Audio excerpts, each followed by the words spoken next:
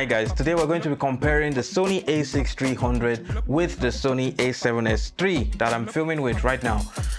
No, we're not. The A7S3 is a much better camera than this one. However, I have filmed with it in the past, and whenever I filmed with it and I saw the footage, I've always said, I think I can get something similar with my A6300. And today I get to test my theory, and I'm going to be sharing my findings with you. Today's video is sponsored by Nuvia Films. They were kind enough to loan me this camera to be able to do this comparison for you guys to see today.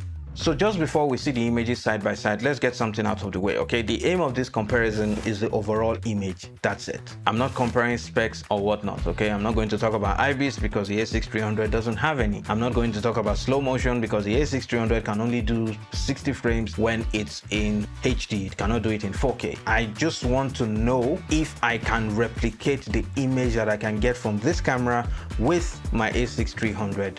That's it. Now let's talk about the camera settings. For both cameras, I filmed in S-Log 3.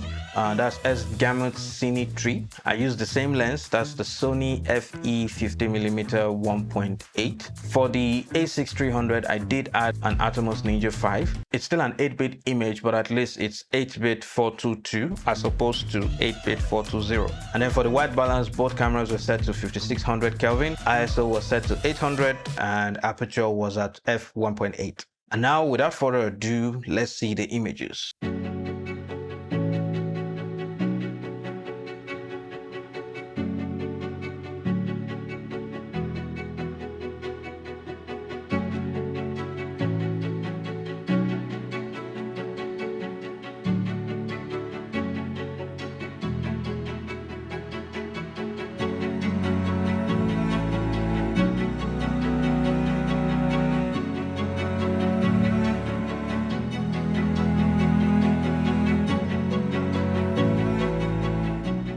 So here are my two core observations or lessons learned. The color science is a little bit better on the Sony A7S III in terms of bringing the image or the footage to where I want it to be. You know, it just takes less steps in getting there compared to the A6300. With the A7S III footage, adjusting my primaries was sufficient, you know, to get what I wanted.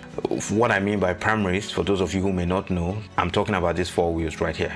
But then with the A6300, I had to make some changes to the hue values, especially the skin tone. In general, it's just a lot easier to get the A7S III footage to work for me than it takes to get the A6300. I also noticed that straight out of camera, the A6300 footage was a bit more magenta, while the A7S III footage was more on the green side. Another interesting observation is the highlight roll-off, or better yet, the way the A6300 handles blown out highlights. It has a certain bloom to it, and I've known this for a while, you know, straight out of camera. The downside though is that it now suffers from some chromatic aberration in the specular highlights. I hope that's the word.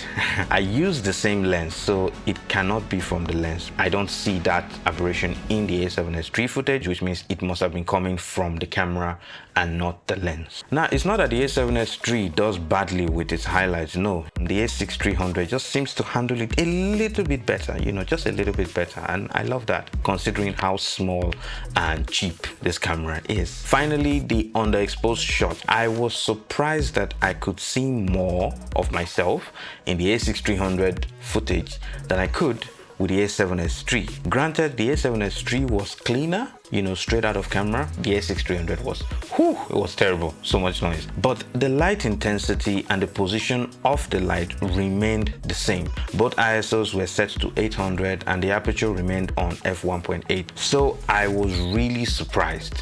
I don't have an explanation for this, but I found it very interesting. That being said, the colors definitely went crazy on the A6300. This camera is terrible if you put it in this situation. So yeah, I definitely had to do a whole lot more work in the grade to get the colors looking right. And finally, Ecclesiastes 12:13. The conclusion of this whole matter is that I was right. I can, and it is possible for me to get footage that is similar to that of the A7S III with my small Sony A6300 camera. It's important to note though that this probably seemed a bit easier than it actually is. I cannot ignore the fact that I have some experience in color grading. So while I may talk about these little adjustments as though they're just really simple things to do, in reality, it may actually be a lot of work for some of us.